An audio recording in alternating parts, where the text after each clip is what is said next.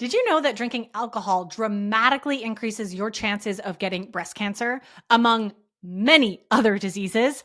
And if you're like most women I know, you've maybe used alcohol your whole life as a tool to get through when life gets hard, or to fit in social settings, or perhaps even to cope and numb out when emotions get too big.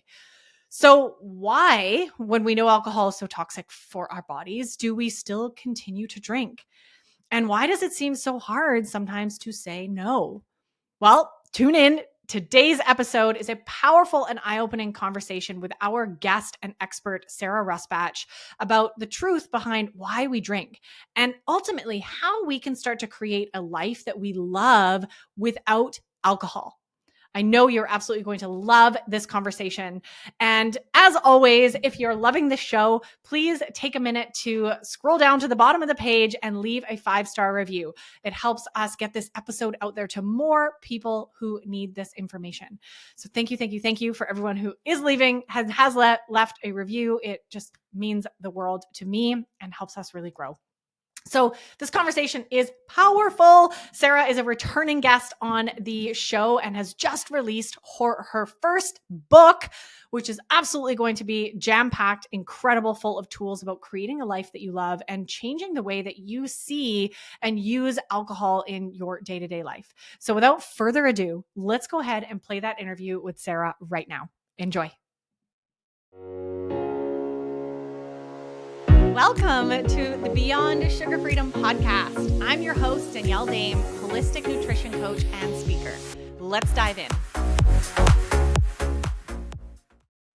Hello, everyone. Welcome back to another episode here on the Beyond Sugar Freedom podcast. I'm so excited to welcome a returning guest. Sarah Rusbatch is here with us today. Welcome back to the show, Sarah. Thank you so much for having me, Danny. Yes, I'm just so excited to have you back because I always love our conversations. We have a lot in common in the deeper work that we do with sort of a different crutch, right? You're really focusing on alcohol and I'm in the sugar space. And I love everything that we go through. So we're going to really dive into it today. I have some exciting topics that we're going to cover. But for those who don't know Sarah, Sarah Rusbatch is a certified women's health and well-being coach, an accredited gray area drinking coach, and a keynote speaker, sharing her story to sobriety and the impact of alcohol on mental and physical health to global audiences. After developing what she describes as a dysfunctional relationship with alcohol, Sarah made the decision to remove alcohol from her life in early 2019. And has never looked back. She now works with women across the globe, guiding them from feeling lost, stuck, and out of control, something she fully understands herself, to a healthier and happier way of living. And a new piece to add to that, which I'm really excited we're going to be talking a lot about today, is your very first book is officially out there in the world. It is called Beyond Booze: How to Create a Life You Love Alcohol-Free. And I'm so excited to learn more about this book and just dive even deeper into everything that you do, Sarah. And for those who, again, I'm going to hand it over to you.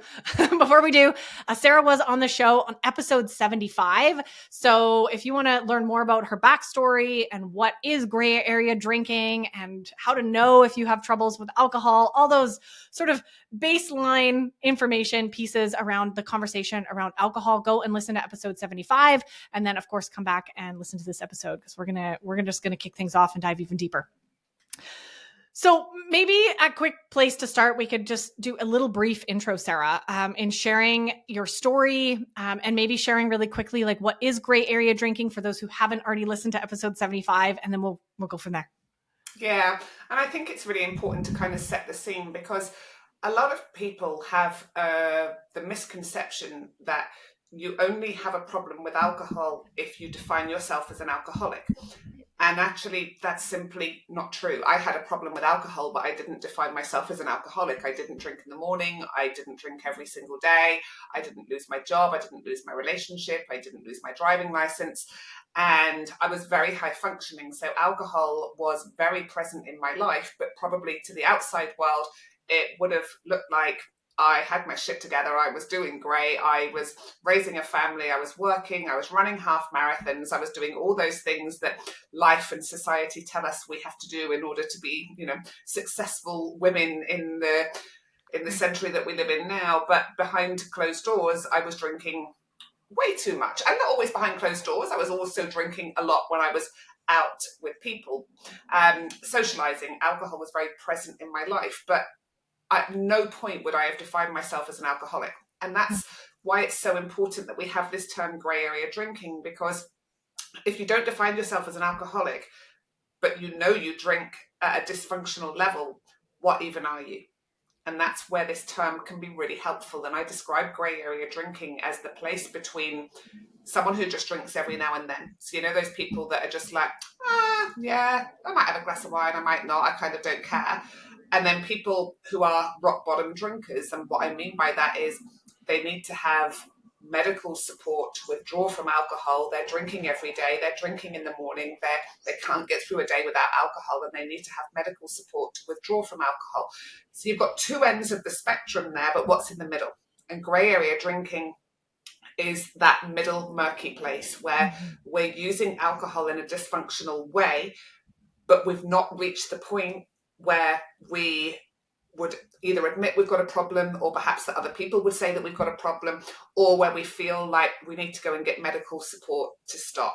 A great way to describe it is a scale of 1 to 10, 1 being I don't drink at all, or I have a glass of champagne at a wedding every now and then, and 10 being I drink every single day, I can't get through a day without alcohol. Grey area drinking to me is about between a 4 and an 8 on that scale. So we've passed the point of take it or leave it. We're using alcohol as a crutch. It might be the first thing we think about when we've had a stressful day, when our kids are driving us nuts, when we've had an argument with our partner, when we're feeling lonely, when we're feeling stressed, when we're feeling sad, whatever the feeling is. Our first immediate thought is, I just need to have a drink. I just need to have a drink and then I'll be okay. So when we've got to that point where we're using alcohol as a crutch, we're starting to get into that grey area. Yeah. Yeah. Thank you for explaining that. You do that so well. And I think that really makes a lot of sense to everybody listening. Can you share briefly, I know your story is long. It's not a brief story. None of our stories are, how you sort of hit your rock bottom and decided that it was time for you to give up alcohol. Like what was that journey like for you? Yeah, and as you said before, my story is much more detailed in your other episodes. So just very briefly, I was a classic grey area drinker. I'd always drank alcohol. I discovered alcohol at 14 and I loved it.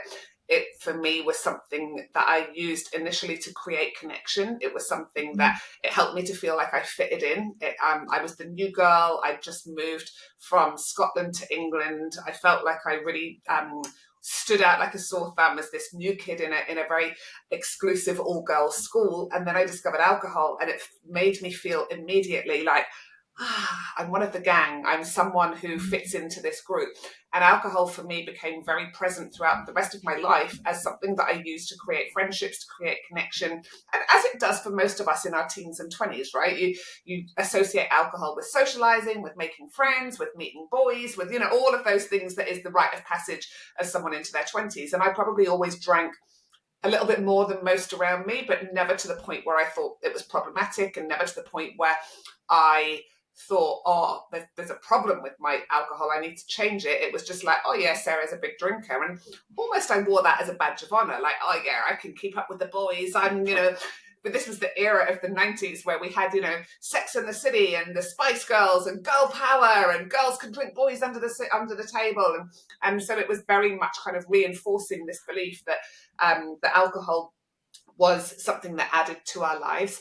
When I met my husband, I got married, we had a baby, we moved to Australia, I had another baby very quickly, and then everything started to unravel a little bit for me. I had 2 kids under 2. I was living on the other side of the world from my family, my friends, my support group, trying to make friends in a new country. My husband was setting up a business, so he was working long hours.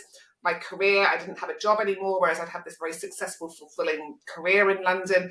And all of a sudden I was at home pureeing carrots, changing nappies, going to monkey music, and struggling. I was really struggling. I was homesick. I was lonely. I lost my identity. I didn't know who I was. And alcohol became a crutch and something that I started to lean on more and more as something to make those feelings go away. And this continued and developed until a few things started to happen that just made me really question my relationship with alcohol. And, you know, we all know once you get to 40, we can't metabolize alcohol in the same way. A woman's body can't metabolize alcohol in the same way as a man's. And that gets even worse once we get into our 40s and we've got perimenopause going on. So I was finding every time I drank, I had chronic anxiety the next day. It was affecting my sleep. I would wake up at 2 a.m. and just all of these things were really starting to be red flags for me. And I took a break from alcohol in 2017 after a particularly boozy night that had led to me falling over, smacking my face on the concrete ground, cutting my nose, cutting my lip open. And I was like, okay, I'm going to do a detox. I'm going to take 21 days off. And I did my 21 days. I loved it. I got to 100 days. I kept going because I felt I had energy. I was sleeping well. My anxiety disappeared. I was happier. Like all of these positives were coming from it. But then I got to the end of the 100 days and I was like, oh yeah, but like I can't never drink again. That would just be weird. And I'm Sarah the party girl. So I went back to drinking thinking, oh, now I'll be fixed. Now I won't be a problematic drinker, because if I had a problem with alcohol, I wouldn't have just been able to take 100 days off. And so clearly I'm fine. So I had this misguided belief that now I'd be able to moderate. Now I'd be someone that would just be able to have 1 or 2 glasses and not always end up getting really drunk. But it doesn't work like that. And within a couple of weeks, I was back to drinking at the same level as before. And this carried on for 2 years of me taking breaks, going back to drinking, trying to moderate, never being able to. And finally, 2019, I was like, do you know what? Everything in my life is better when I don't drink. I'm a better mom, I'm a better wife, I'm a better friend. I like myself more. I show up as a better version of me. And all alcohol is doing is taking from that. And so I've got a decision to make. And I ultimately made the decision that alcohol had to go. And then I did a load of work on myself and finally then set up my business as a grey area drinking coach, working with women all over the world who was trapped in that cycle that I was. And I did one interview in an online media news site over here in Australia. And I shared what grey area drinking was and shared my story. And 8,000 women contacted me and said, you've just told my story. Wow. And that was the point when I went, there are so many people across the world so many women who don't identify as being alcoholics, but know that they're stuck in this place where they're drinking dysfunctionally and that it's taking from them, but they don't know how to stop, because we live in a world that promotes alcohol, that celebrates alcohol, that shares alcohol as being this extra exciting, wonderful thing to have in our lives. And so I now work with women to kind of remove those beliefs and actually create a life they love without alcohol. Yeah. Wow. Wow. Thank you. It was so beautiful, so powerful. I think all of us listening, myself included, can really relate to a lot of what you're sharing. And that is so powerful about that message that you got, that there's women out there that need what you're doing, right? That need this support. And, you know, there's so much here that even in what you're sharing, you can replace the word alcohol with sugar in everything that you just shared, right? Like we use it in a very similar way. And often people even may give up alcohol and then turn to sugar, or give up sugar and then turn to alcohol, right? Like they're two of the socially acceptable like crutches that we use for so many reasons. You've mentioned a few of these, but I'm curious, obviously you've worked with hundreds of thousands of women at this point. What do you see are the most common themes for why women turn to alcohol? Like what are the most common reasons we're using alcohol that have nothing to do with obviously needing alcohol, because we don't need it to live. It's not a necessity, right? We're using it for some reason. So there's 3 reasons, and 3 reasons pretty much only. I've got a group of 15,000 women, and I asked, why do you drink, or why did you drink? And there were 3 answers, Danny. And boredom, stress, and loneliness. Yeah.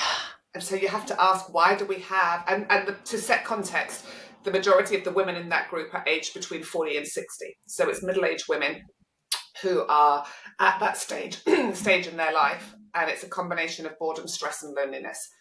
And why do we have a generation of women who are so bored, so stressed, so lonely, or a combination of one or all of those, where all they want to do is escape their lives at the end of every day or most days?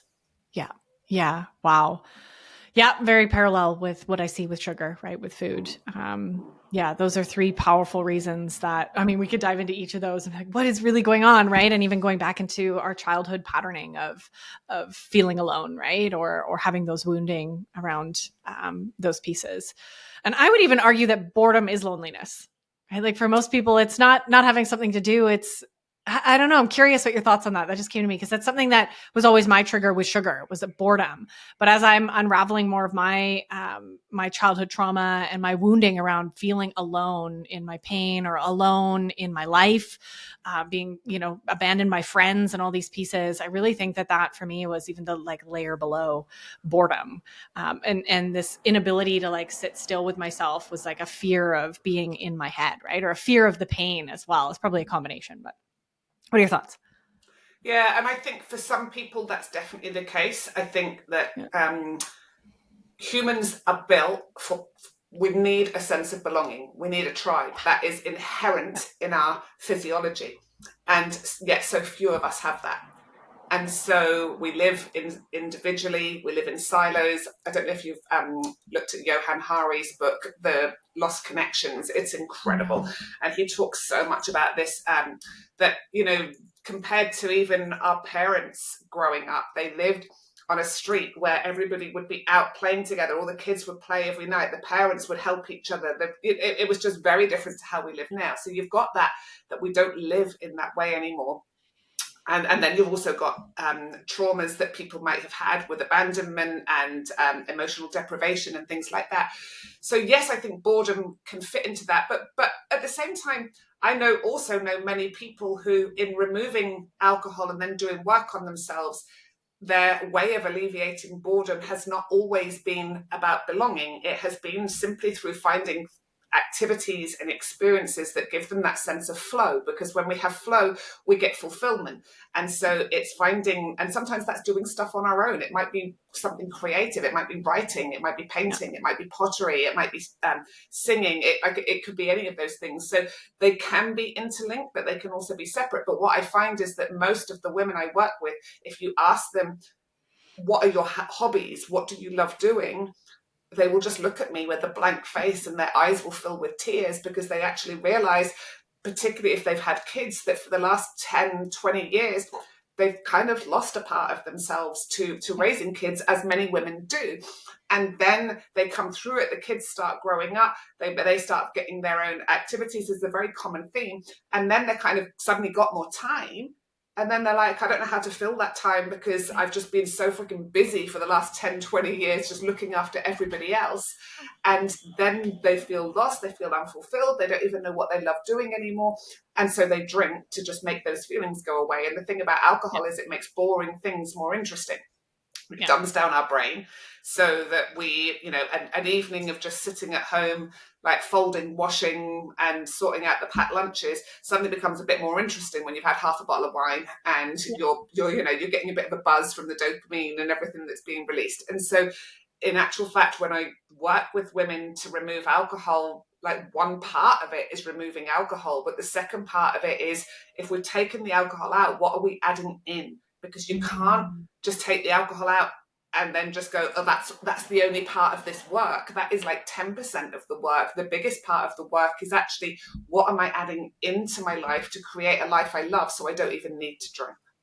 Yeah. Okay. Let's dive deeper into that, because that sounds really important. I know that there are a lot of women out there with that misconception, right? Of it's all about just giving up alcohol and willpowering myself. And it could be the exact same with sugar, right? And I love that you're sharing this idea that that's 10% and the other 90%. Can you speak more to that 90%? Like what are the pieces there that we are adding in, and how do we actually create that, that life then where we can fold the laundry and be happy folding the laundry without having a glass of wine? Yeah, I mean, look, who's ever really happy folding laundry, right? But we can get to the point where once we folded the laundry, we know we're going to do something that we really love doing, and Yeah. so it's about, I think it's Anne Lemke who's written that book Dopamine Nation. Is it Anna Lemke? I think is her name, and I'm sure I haven't pronounced it right, but I can't remember. Yeah. she talks about effort-based dopamine, and so we can get a dopamine hit sitting on the sofa doing nothing and drinking a bottle of wine, and then our brain just becomes used to getting that dopamine hit.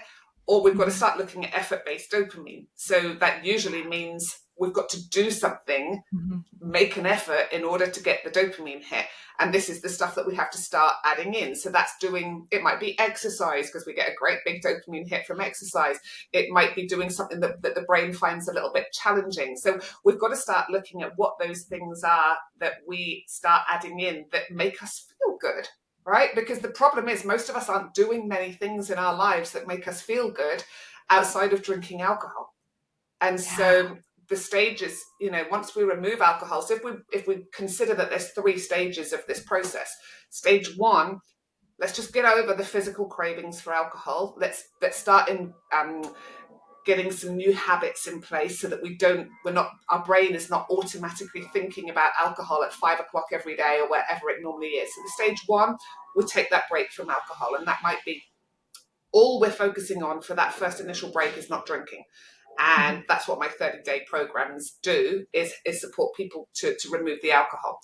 And then stage 2, I think stage 2, well, this was the stage for me, and this is what it is for many people I see in sobriety, is addressing why we were drinking in the first place.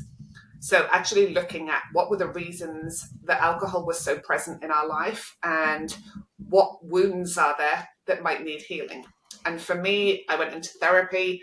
I did incredible amounts of work on myself, addressing some of those childhood traumas that I didn't even know were there, and it was quite confronting to go, right, okay, so the stuff that you've squashed down so deep that you kind of don't want to or even know that you need to address, and it all can start to come up when we remove alcohol because we're not squashing it down anymore. So going through that in therapy was super helpful for me.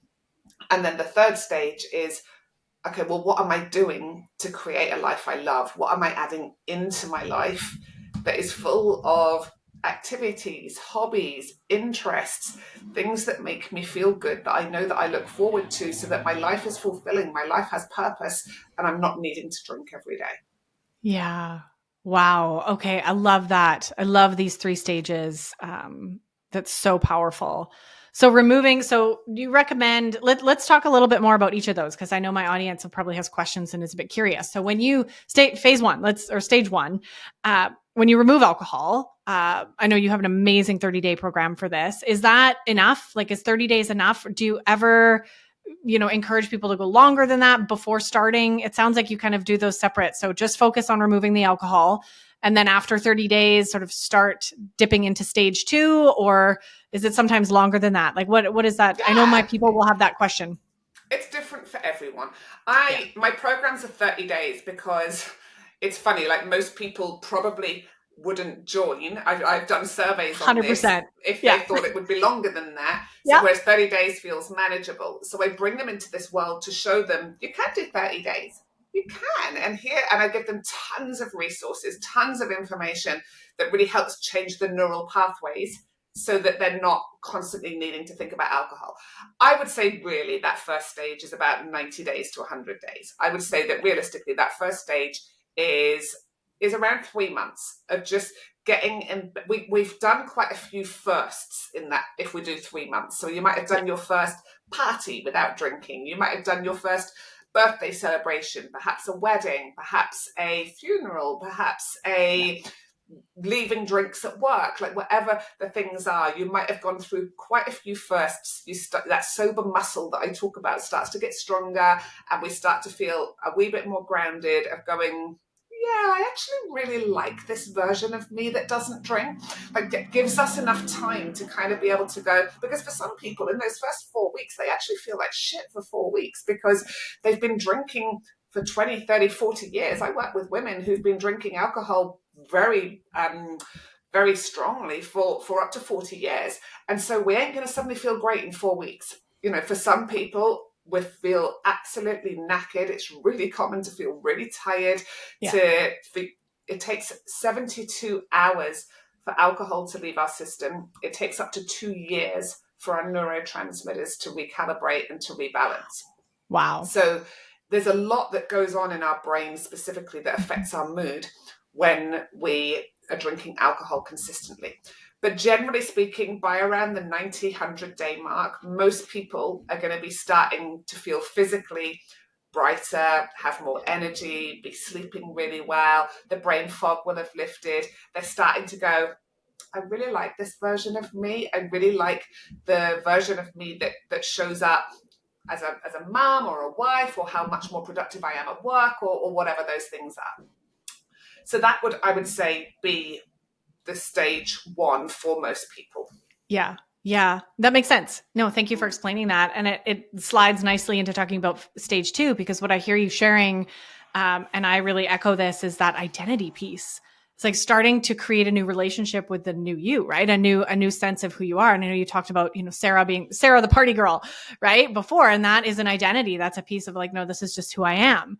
Right. And I know I can see those areas in myself, in full disclosure, is like Danny's the wino. Like I know my wine. I love my wine. Like that's kind of a piece of my identity that, gets carried into some social situations and things like that. So that's a really, fascinating piece to just notice, even like who we think we are in reference to alcohol, or how that plays a picture in painting who we are as we present ourselves to the world. So I can see, like, obviously same with my journey with sugar, right? It's that like the time that elapses, you start realizing, well, I'm just that person that doesn't eat birthday cake. Like I'm not that person anymore. I'm a different person. And it takes the time to integrate that into, I would say, like our bodies. Like our brain can understand it, but there's a felt sense that takes time. As you're saying, like now I no longer feel like crap. And, 90 to 100 days in, I'm actually like really feeling in my body the differences of how I can live life and the potentiality that I have now that alcohol is no longer holding me back. Yeah. And the biggest problem I think that people face, and I think this would be where there would be a slight difference with sugar, is that there are strong associations that alcohol makes us fun, and that alcohol makes us sociable, and that a life without alcohol is boring. Right. And so, whereas, I don't think that's as strong for sugar. Whereas, with parties, with socializing, everyone associates any of those events with having a glass in hand, with getting a bit pissed, with getting, raucous and all of those things. And no, our brain doesn't think about, but when you're lying in bed at 3 o'clock in the morning, riddled with anxiety, and you can't get back to sleep, and you're hungover, and you've got thinking about the day ahead, and you're hating on yourself because you drank too much the night before. Your brain doesn't think about that. Your brain thinks about the positives of alcohol and always goes, but I need it to have fun. And so creating a new identity, it involves getting your head around the fact that it's not a less than life to remove alcohol. If anything, it's a way more fulfilling and fun and interesting life. But we have to rewire the neural pathways because they're so ingrained, and it doesn't help that society reinforces these pathways that you need alcohol to have fun. So you say to someone, I stopped smoking, and they'll go, good on you, well done, that's really great. You say to someone, you stop drinking, and quite often the response will be, don't be so boring, just have one. Yeah. And so you've got all of that to overcome. And that is why I always say removing alcohol or doing a break from alcohol in a group with others is so helpful, because it can feel so lonely, particularly if you surround yourself with people who drink a lot, because I find that most grey area drinkers do surround themselves with other grey area drinkers, because then they can justify their drinking. And so if you've got a friendship group where everyone drinks quite a lot, and then you decide, I'm taking a break, you don't have to say forever, but I'm taking a break from alcohol, it can feel incredibly lonely. And that's why doing it in a group with others, and that's why my challenges are so successful, is absolutely key when you just need somewhere to be seen and heard and go, I felt like crap today.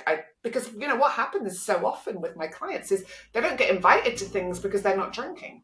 Right. I've had that happen to me. I've had people say to me, let's catch up when you're drinking again.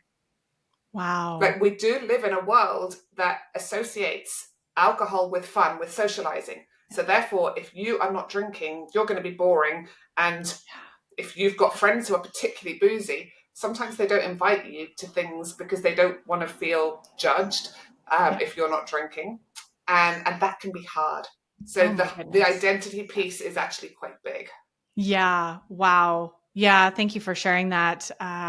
I'm sure others can relate to that fear. I know I can relate to that fear of like not being invited to things, fear of FOMO, right? Or fear of not being liked. And then that brings up all those pieces.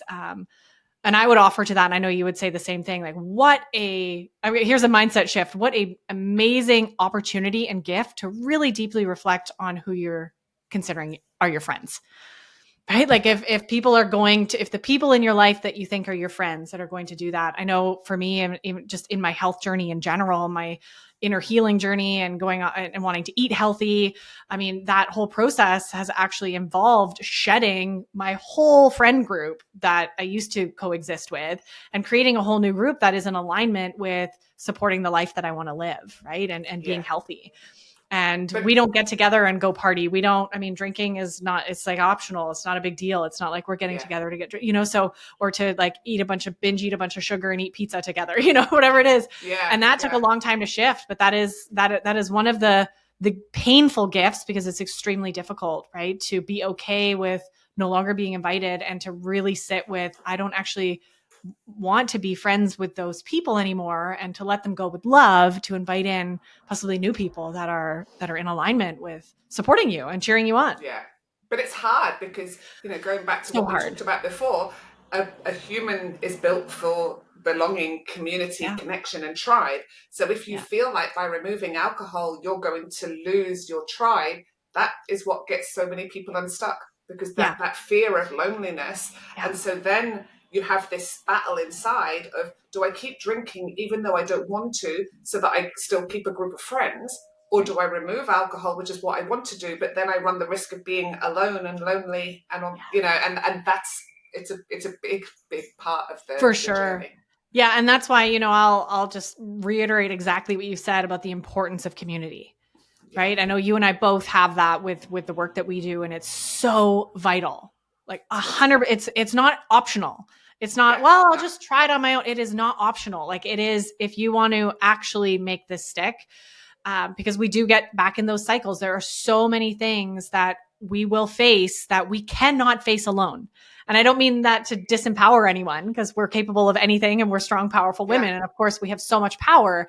But when it comes to challenges like this, especially around addictive patterns, whether it's alcohol or sugar or cocaine, whatever it is, right? It's just not something we can heal in isolation, because the reason we're doing that pattern and cycle is because of isolation, right? It's because of feeling lonely. It's because of never feeling heard or seen. It's because of not knowing how to navigate our emotions, like all the stuff that we can't like learn on our own. So yeah, I really just, that feels an important part of that. So if we're if we can confidently feel a part of a tribe and a network of like, look at all these amazing people not drinking, I want to be friends with them, then totally. it's less scary to start sort of naturally shifting away from, the party friends that you might be hanging out with Yeah, now. Right? yeah, Yeah. I know totally. that kind of naturally happened for me. Like I said, as I started just making more health conscious friends, I started going to different events. I started going to yoga and retreats and like places where people, breath work and ecstatic dance, and these places where people were really into spirituality and into really healing and doing their inner work, taking responsibility for their life. And that just naturally is people who are less inclined to want to treat their body like crap. Not perfect, but yeah, naturally a good space to find hopefully some good people who are interested in doing the work, right, and healing. Yeah, yeah, So what other, you mentioned therapy yourself. Let's talk about this phase 2 a little more. We're already kind of talking about that identity piece, but addressing why we drink. So I know you've talked a little bit about this, but what are some tools that that you found helpful here? I know this is something that I'm very fascinated about in just healing our addictive patterns in general, and the inner work. That's what I call the inner work. It's a part of everything that I do very deeply, because we need to understand why the pattern existed in the first place, why that neural pathway is there. Why is that so hard? So what are some of the tools that you use or that your clients have had success with, to help them actually get into that? And perhaps you can speak to a little bit of a reality check about how long that might take. I think there's Yeah. misconceptions that, well, that's just a couple of therapy sessions and I'm healed, right? I wish, no. I No, mean, right? look, No, but what I would say to that is, I think that you reach a point, and I don't know if this is true for you, but this is for me, that I've discovered that doing the inner work it never ends. There is no end point. You never get there and go, oh, that's it, I'm done now. I know everything there is to know about myself, and I am healed, and I never get triggered, and everything in my world is wonderful.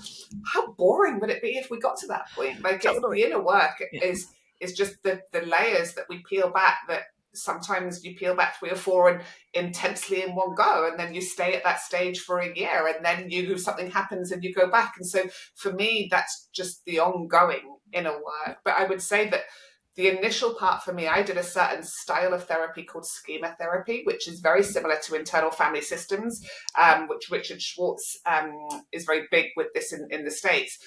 And it looks at what are the coping strategies that you've developed in your life as a result to any trauma that you may have had as a child. And I'm sure you've talked about this in the podcast, but we can talk about the fact that trauma is not just big T trauma in terms of the big things that may have happened, like, really severe abuse, neglect, living in a war zone. A lot of people say to me, but I've got no trauma, right? I had a happy childhood. My parents didn't separate. We stayed together. But then you start to dive into it and you go, oh, but your parents were working really hard all the time and you didn't often feel seen or heard or understood. There was some emotional deprivation going on there. Or maybe you were bullied in the school ground and you didn't actually go and tell your parents about it, and you pretended everything was fine, and you're carrying that trauma inside you. So there can be things that we've created, maladaptive coping strategies at different points in our life, whether that's people pleasing, whether that's perfectionism, whether that's being that classic obliger that always has to put everybody first before themselves, which is often the case for so many women. So we when we do that style of therapy, we get to know the coping strategies, and then it all starts to make sense. And Richard Schwartz calls addiction, it's kind of like the firefighter. So when your coping strategies have been working really well, so people pleasing, when I do that, it makes me feel good enough inside, so I just have to keep doing that. But then there might be certain times in our life where it's not working enough, and that's where addiction kind of comes in and goes, don't worry, I've got this, I'll make all those feelings go away. And so we use the alcohol or we use the sugar or whatever. So I really recommend schema therapy or internal family systems therapy as a great place to get started with identifying what the unmet needs may have been as a child. And it's not about making our parents wrong.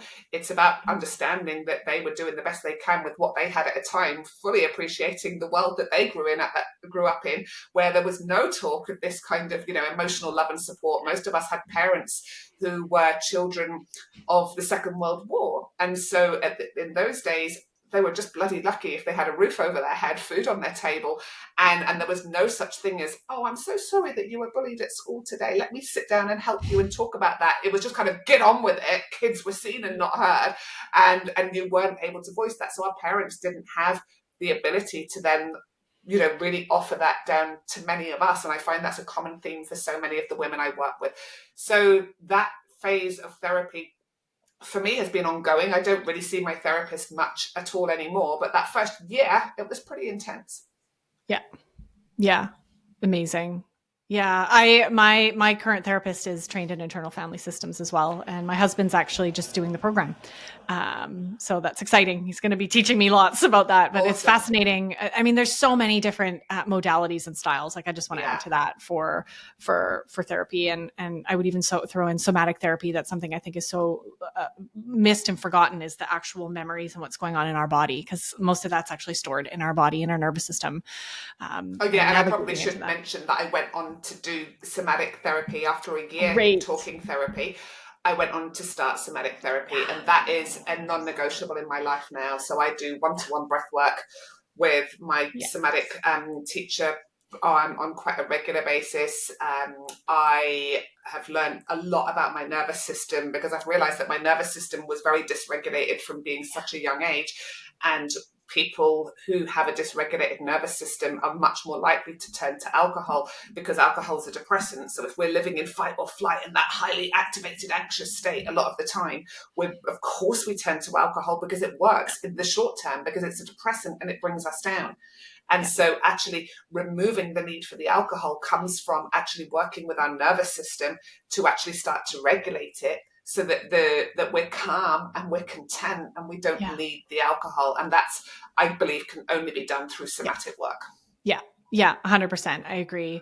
And there's that piece, I know you would agree with this too, right? Of building, not only regulating our nervous system and finding our grounded, resourcing ourselves and finding that calm, but it's building internal resources and tools to handle when shit gets hard, to handle the big emotions. I know you and I both, we've talked about this before, I had no reference growing up for how do I sit with grief? How do I channel my anger and rage? How do I be sad and not like the really heavy, shitty emotions, right? To feel. We have no reference for that. And that's, I know that's a big part of the work that you've done and that we both do is like building that reference. So when those heavy emotions come up, that you're okay. Because I think there is that pattern of, I'm like, this is going to ruin me and I'm going to die. And I have like, this is too much. It's too much. So I'm going to ignore it. And I'm going to use a fantastic depressant like alcohol to just make it go away, to ignore it, right? To hope it passes. Learning to sit with our emotions and not just numb them instantly is the ongoing work. But the way that we do it is by doing it. And by going, I feel really sad. This awful thing has happened that has made me feel so sad. And a really simple technique that I found was to simply say to myself, of course I feel sad right now. Almost just validating the emotion, because so many of us have been raised to believe that those uncomfortable emotions are negative and they're bad. And we've got to put on a brave face all the time and pretend that everything's fine, even when it's not. And so to simply just sit with a hand on your heart and say, of course this is hard right now, Sarah. Of course you're feeling sad right now.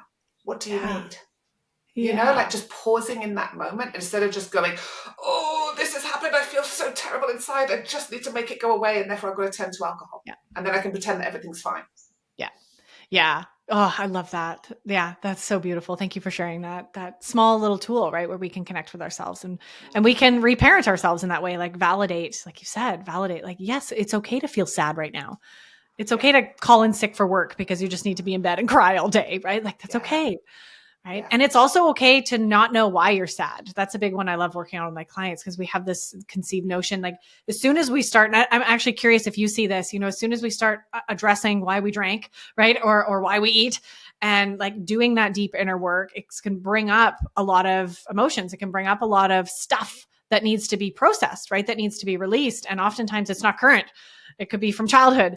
And we, our propensity is to definitely try to figure out why. Like the thinking brain wants to come back online and be like, why am I sad today? Why do I feel so shitty today? Like, why am I depressed today? And try to why am I so angry? And like, we'll kind of become obsessive over that. Do you see that with your clients as well? Absolutely. And it's simply about being able to accept that your emotions are constantly moving, right? Emotion, it means it's constant. It's never going to be staying the same. And so I always say, let's treasure and celebrate when we feel great. And let's, just be so grateful for those moments. And when we're struggling, let's know that it's not going to last. And the goal is not to never struggle. The goal is to struggle well. So how do I support myself when I'm struggling? What's in my toolkit to support myself? Is it my weighted blanket? Is it going for a walk with my dog? Is it journaling? Is it reaching out to that certain friend who always just lifts my spirits a bit? Like just start to know that the goal is not to never struggle. That is not realistic and that is not life. But the goal is to have some tools in your toolkit. And I cover this so much in the book of how can I struggle well so that I can move through it perhaps a little bit quicker than if I wasn't actually acknowledging that feeling. Yeah. Yeah, I love that quote. I forget who says it. I just shared it recently on my social media that we're not here to feel better, we're here to get better at feeling. Right? I love Love that that. quote, and Yeah. that's really what you're sharing there, right? Is learning how to hold ourselves and how to be okay in the difficult times and to know that it's okay. I think that was really important. You just mentioned that, like, this that's not realistic. It's not a part of our human experience to never feel crappy.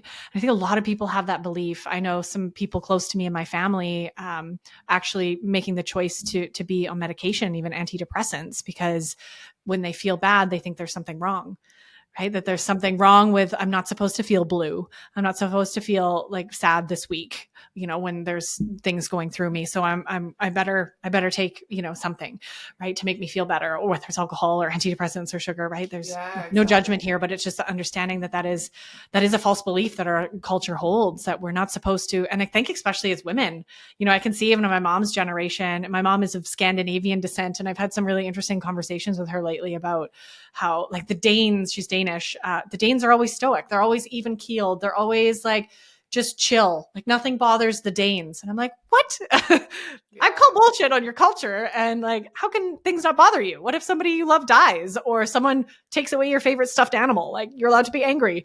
So there is like this undertow of like, just keep it together. And especially with women, you've got to be even keeled. Mm. And like, there's something wrong with you if you have a strong emotion, right? Or a big one.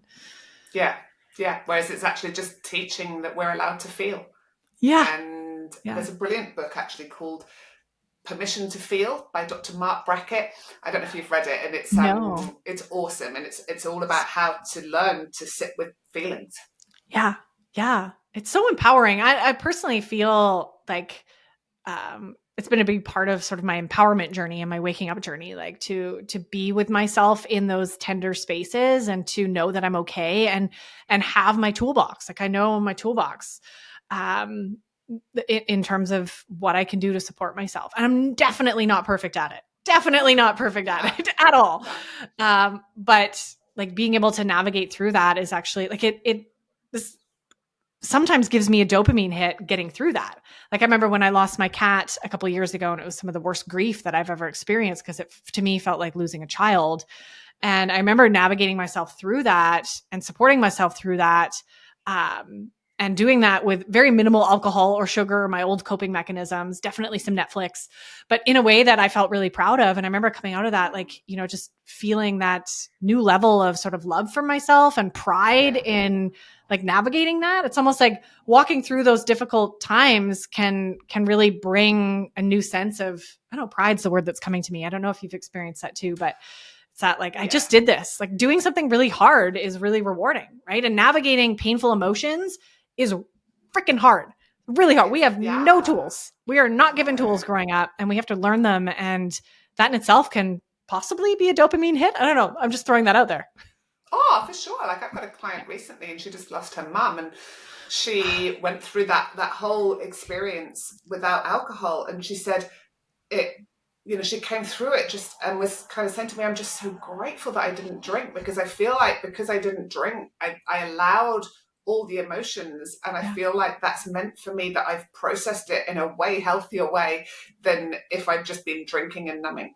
Yeah, for sure. For sure. Okay. So in our last few minutes here, I'm going to talk to you forever, but I want to be respectful of your time. The phase 3, we didn't really touch too much on that, but you did mention a few of the things there. Just curious if you want to add anything else to that phase 3 piece around, like, what are we adding to the life now that we've taken away alcohol? We're doing some of that deep inner work, addressing like why we're drinking in the first place, which is obviously ongoing over years. So what are we adding into our life? Like, how are we creating more joy? I heard you mention this earlier. Like, how can we add more things that we love, more things that give us pleasure, more things that give us joy? Are there any other pieces that you want to add there? Yeah. So I've got an entire section of the book on this, and it's called "What's Your Fun Plan?" And it's basically about, like, as I said earlier, we've been so conditioned to believe that alcohol is fun, and that we only have fun if we're out socializing, getting pissed, wearing a fancy dress, out in a bar, taking photos for Instagram, making our life look amazing, and that's fun. And so if we remove alcohol, then the theory is, therefore, you're never going to have fun again, because you're not going to do those things. And actually, I call bullshit on all of that, and I say that actually, let's first of all explore what is fun. What's the definition of fun? It's anything you do for your own joy and pleasure, right? So fun is not just getting dressed up, going to a bar and drinking cocktails. Like sometimes for me, fun is being in my pajamas at 6 o'clock on a Friday night with a bowl of popcorn watching Dirty Dancing.